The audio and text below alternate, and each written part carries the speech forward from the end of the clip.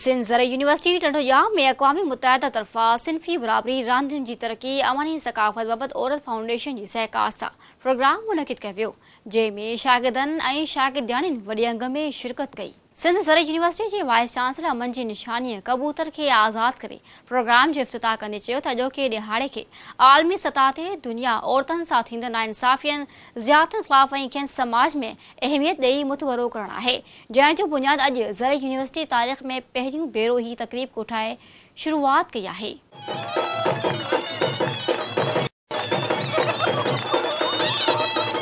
Sindh agriculture university Tando Jam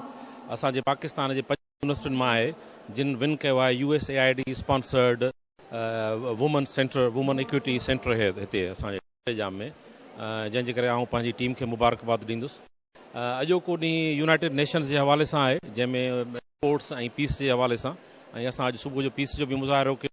ऐं असां चाहियूं था त असांजा सभु स्टूडेंट्स, पर पर्टिकुलरली असां फीमेल स्टूडेंट्स वधीक पार्टिसिपेट कनि ऐं उन्हनि खे वधीक क्या मिलनि, ताकि असांजो हीउ जेको औरत फाउंडेशन जे हवाले सां सेंटर जेको असांजो जेंडर इक्विटी सेंटर ठहियो आहे ऐं उन सां गॾोगॾु असांजो जेको एक्टिविटीज़ आहिनि इहे कोलैबोरेट थियनि ऐं बिल्कुलु ही हर साल थींदा रहंदा ऐं असां चाहियूं था त असां जूं ख़ासि तौर ते जेके फीमेल वीचारियूं छोकिरियूं जेके तमामु पसमानदा इलाइक़नि मां हिते अचनि थियूं त उनखे इनकरेजमेंट मिले, उन्हनि जी ग्रूमिंग थिए, ताकि जंहिं महिल उहे हितां निकिरनि त उहो हिकिड़ी फुली एम्पावर्ड फीमेल स्टूडेंट थी ऐं पंहिंजे हिन मुल्क जी ऐं हिन सूबे जी ख़िदमत कनि। Vice chancellor doctor Mujeebuddin Sahrai, Ismail Kumar, Anisa Waliullah, Anwar Khanzada, रांधिगिराणी। रूरल एरिया जे हिसाब सां ये तमामु सुठी एक्टिविटी आहे। ॾिसो बिग सिटीज़ में त इहा एक्टिविटी हलंदियूं आहिनि,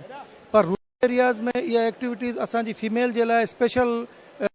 मुनक़िद कई वियूं आहिनि, जंहिंमें बैडमिंटन आहे, स्पोन रेस आहे, म्यूज़िकल चेयर आहे, उन खां पोइ कल्चर ड्रेस शो आहे।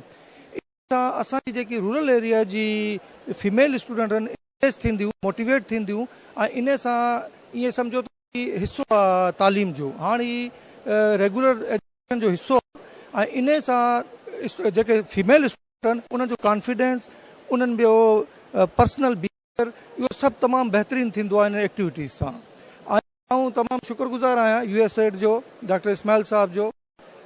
स्पेशली तमामु मीडिया जो, त तव्हां रूरल एरिया जी अची कवरेज कंदा आहियो ऐं तव्हां ॾिसो था छोकिरियूं ख़ुशि आहिनि, केतिरो ख़ुशी सां पार्टिसिपेट करे रहियूं आहिनि। हिननि खे इहा अपॉर्चुनिटी कंटिन्यूअसली मिलणु खपे।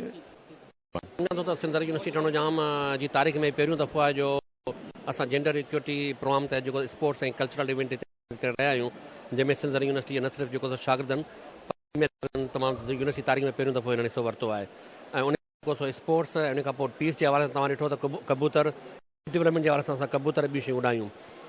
त जेके ॻाल्हि आहे त असां चाहियूं था त ज़र यूनिवर्सिटी टंडोजाम में हिकिड़ी अहिड़ी एनवायरमेंट पैदा कयूं त जेंडर इक्वलिटी जे हवाले सां जेके मर्दनि खे जेके हक़ मिलनि था त उन्हनि खे उहे बराबरी हक़ मिलनि ऐं उन में असां न सिर्फ़ु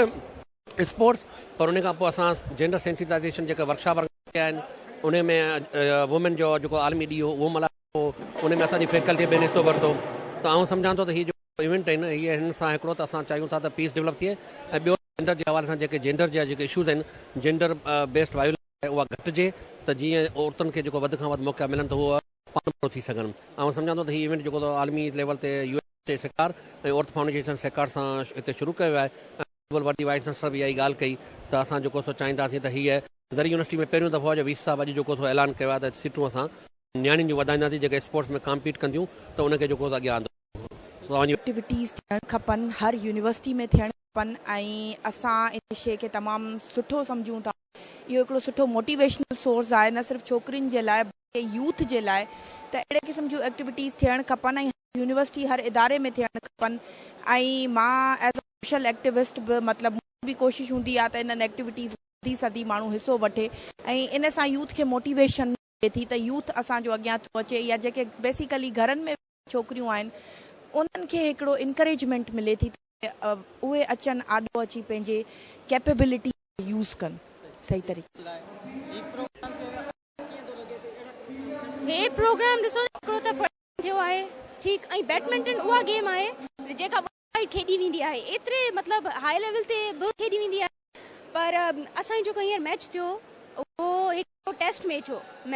ठीक आहे उन में असांखे जेको सिर्फ़ु इहो शो करणो हो एंट्रेंस ॾियणी हुई त टेबल टेनिस जेका यूनिवर्सिटी में बि हाणे गर्ल्स खेॾी सघनि थियूं। प्रोग्राम की पुजानी ते शागिर्द रांदीगराणी बैडमिंटन स्पोन रेस और म्यूजिकल चेयर से गडोगड सकाफती रंगन से हिन ॾींहं खे ख़ुशी जो इज़हार करे भरपूर नमूने से मल्हायो वियो।